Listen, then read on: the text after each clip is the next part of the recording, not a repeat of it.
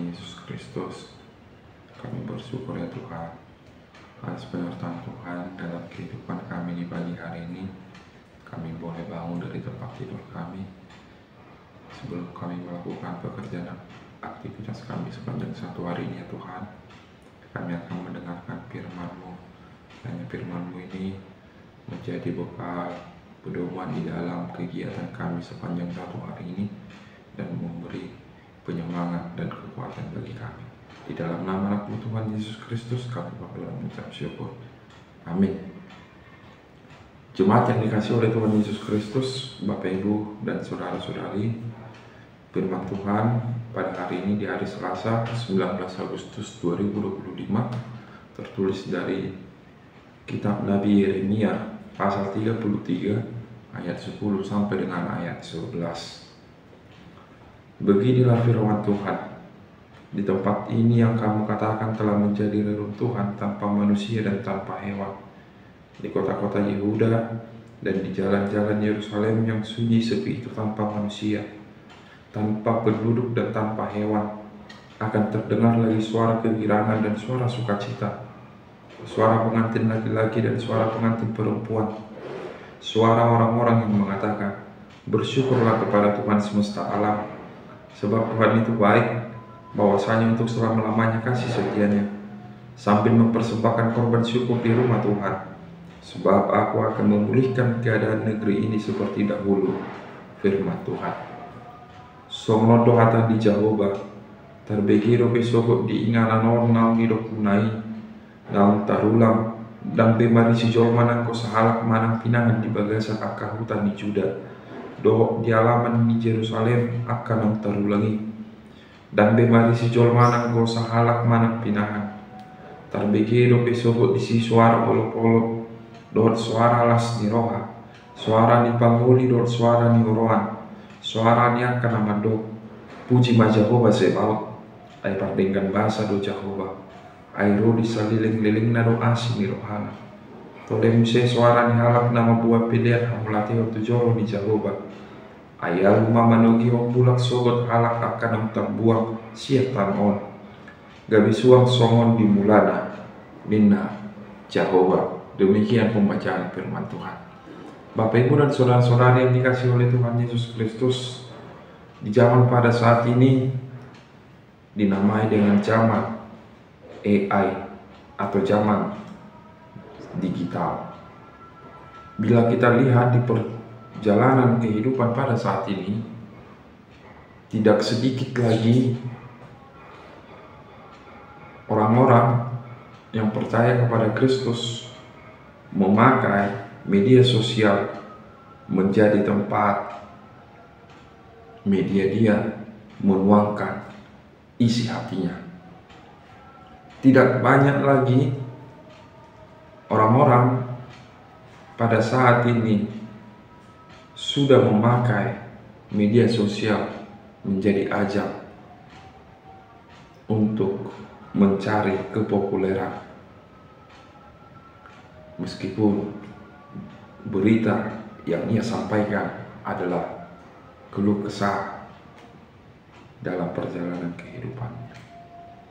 Bapak Ibu dan saudara-saudari yang dikasih oleh Tuhan Yesus Kristus, ketika orang-orang semakin banyak menggunakan media sosial menjadi ajang tempat curhat, apakah itu menjadi solusi?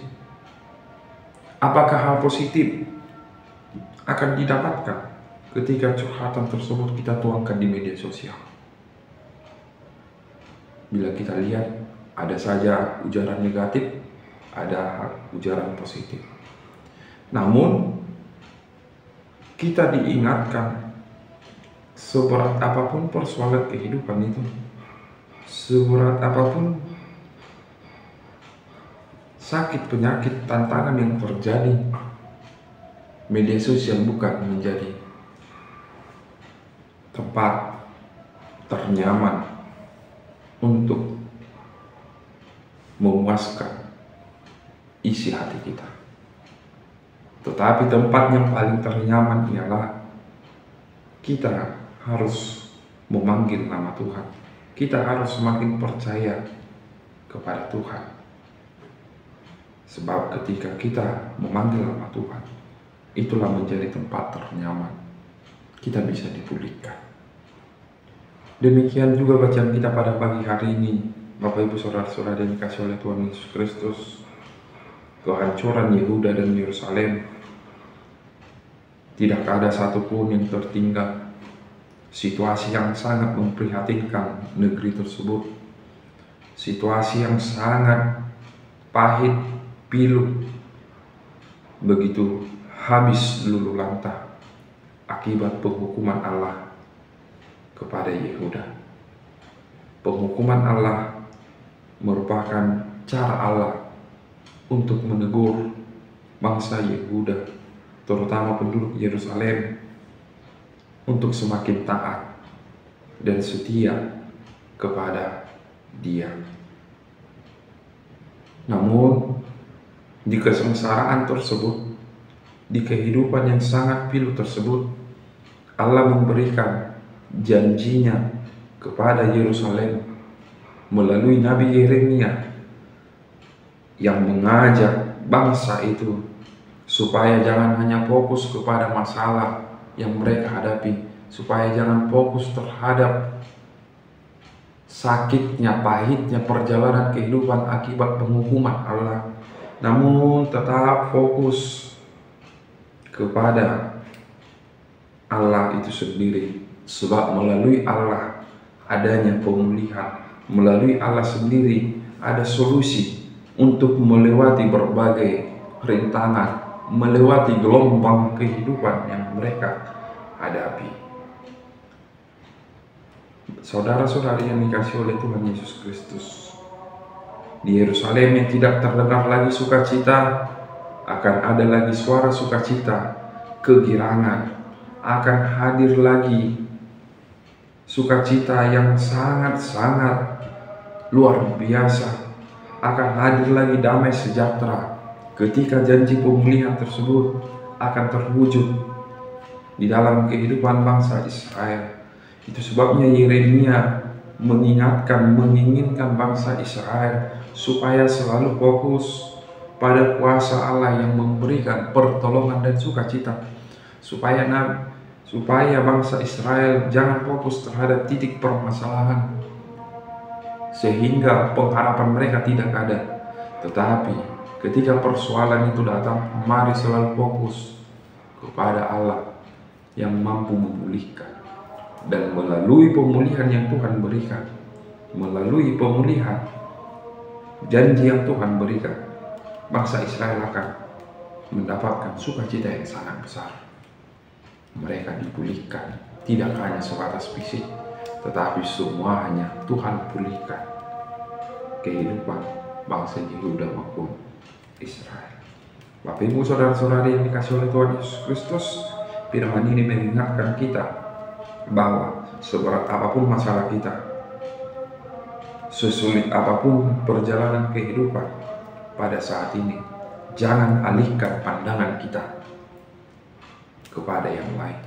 Jangan alihkan pandangan kita ke media sosial. Jangan curahkan semua permasalahan kehidupan ke media sosial yang pada saat ini itu bukan menjadi solusi yang paling utama. Tetapi solusi yang paling utama ialah orang percaya harus semakin fokus kepada Tuhan. Sebab janji keselamatan yang Tuhan berikan itu sangat-sangat luar biasa, yang memberikan sukacita kepada kita, yang memberikan damai sejahtera kepada kita.